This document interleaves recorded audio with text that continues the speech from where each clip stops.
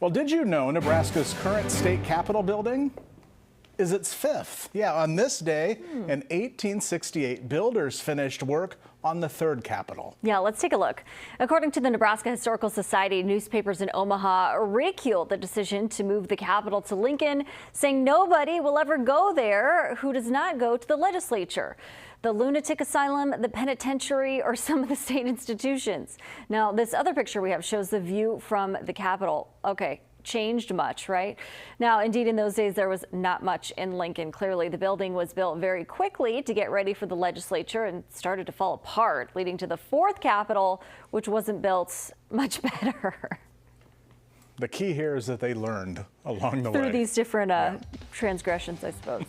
All right, we do have one more check of Emily's forecast in a moment.